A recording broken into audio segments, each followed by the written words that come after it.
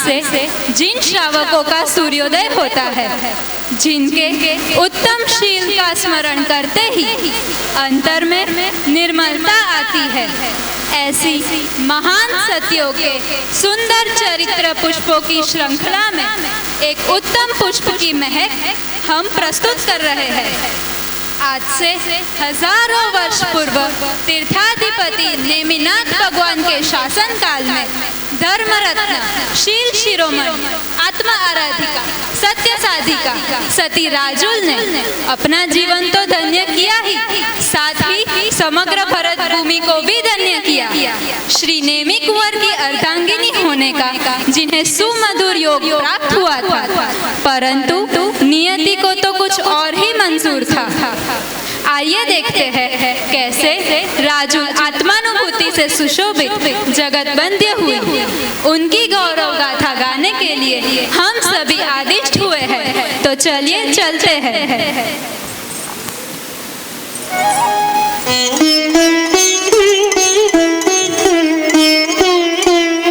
श्रावण शुक्ला चतुर्थी, दीक्षा धरी जिनेश, आत्म ध्यान की दशा में प्रभु ने किया प्रवेश।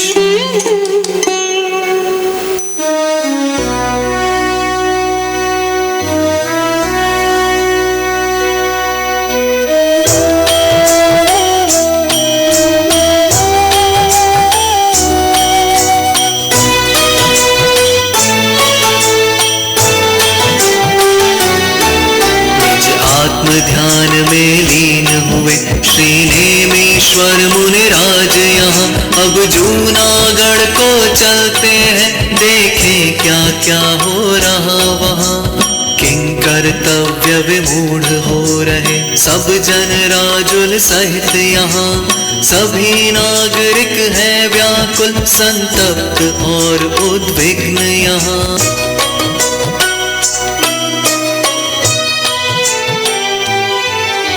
आशंका थी हम तो निशंक मन डोल रहे।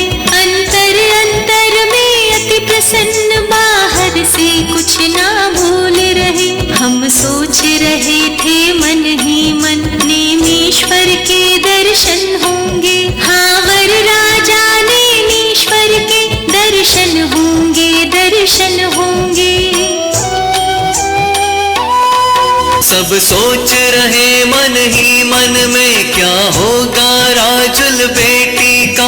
अब क्या होगा, अब क्या होगा, क्या होगा राजुल बेटी का। राजुल मूर्छित हो जाती है, अरे आए बाय कुछ भी बोले। वह बहुत संभलती है लेकिन उसका तन मन थर थर डोले। मैंने क्या गलत किया प्रियवर, क्यों मुझे छोड़कर चले गए। इसका उत्तर देना होगा, क्यों मुझे छोड़कर चले गए।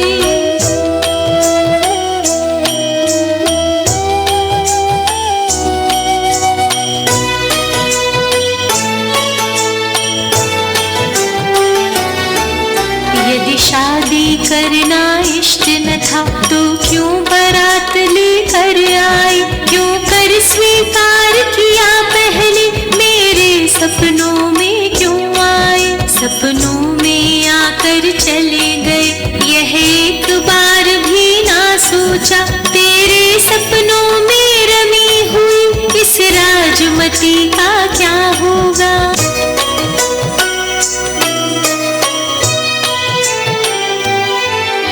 ऐसी दुखियारी तो देखी जिनके पति योग्य नहीं होते, अत्यंत योग्य जिसके पति है, पर मैं ऐसी दुखियारी हूँ। राजुल से मिलने का विकल्प भी उनके मन में चलता था। मीठी मीठी कुछ बातें हो, ऐसा उत्साह छलकता था।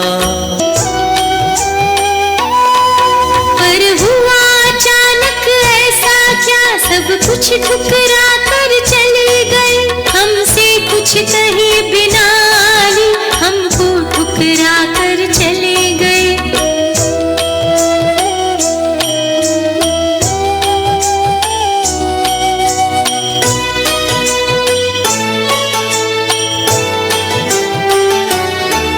इस तरह विविध बातें करती राजुल अधीर हो जाती है, अकुलाती है, घबराती है, उस्वासें भरती जाती है। उसकी व्याकुलता देख स्वप्न में नेमिनाथ आ जाते हैं, अत्यंत शांत धीरे धीरे वे राजुल को समझाते हैं। मैंने कोई धोखा नहीं दिया, शादी की मैंने हाँ की थी, सब बात एकदम पक्की थी, मन से पूरी तैयारी थी। शादी करने का राग एकदम टूट गया और छूट गया, अब बिना राग के है राजुल शादी कैसे हो सकती है।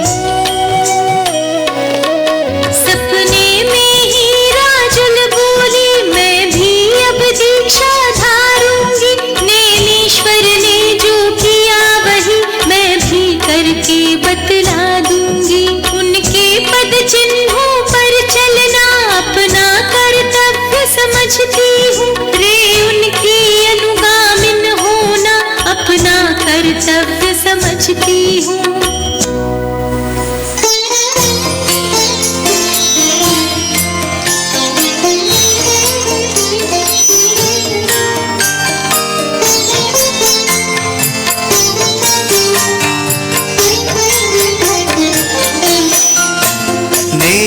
ईश्वर बोले हे राजुल यह तो सच्चा वैराग्य नहीं, अनुगामिनी होना है देवी यह तो कोई सौभाग्य नहीं। यह तो है मुझ में महामोह जो मेरे सी बनना चाहो, पतिदेव समझ करके अपना अब मुझको अपनाना चाहो। इतना जूना संबंध आपने एक झटके में तोड़ दिया, नौ भव की इस साथन को बातों बातों में छोड़ दिया। भले आपने छोड़ दिया तोड़ दिया एक पल भर में, पर मैं तो नहीं छोड़ सकती जीवन धन को जीवन भर में।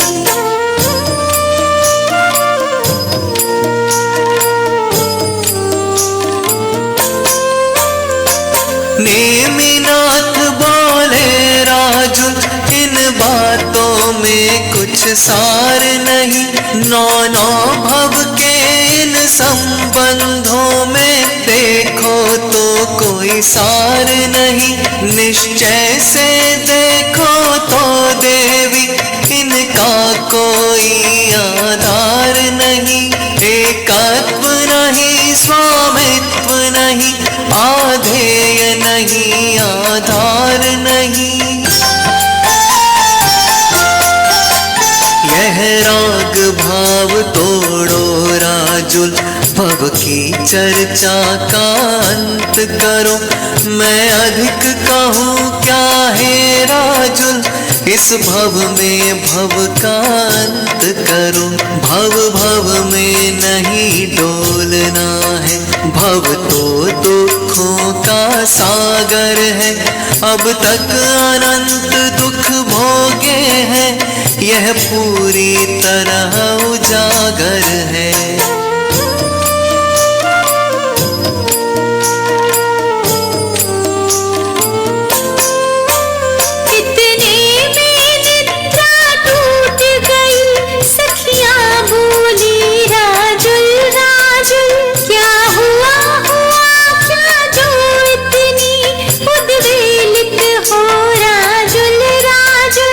कुछ नहीं नहीं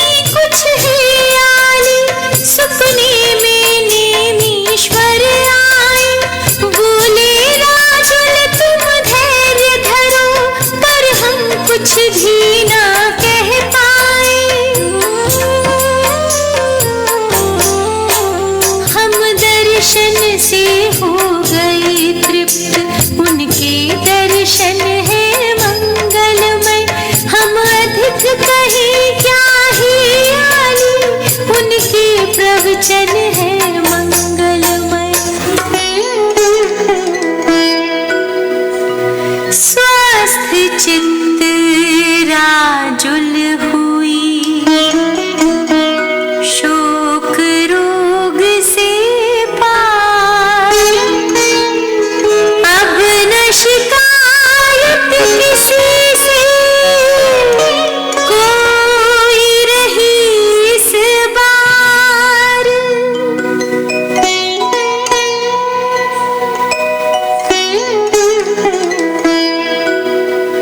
सबसे ममता त्याग कर, समता धर गंभीर।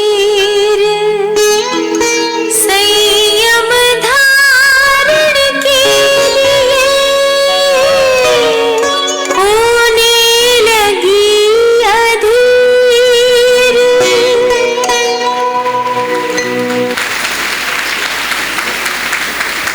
हे राजुल, इस भव में भव का अंत करो। एक बार जोरदार तालियों के माध्यम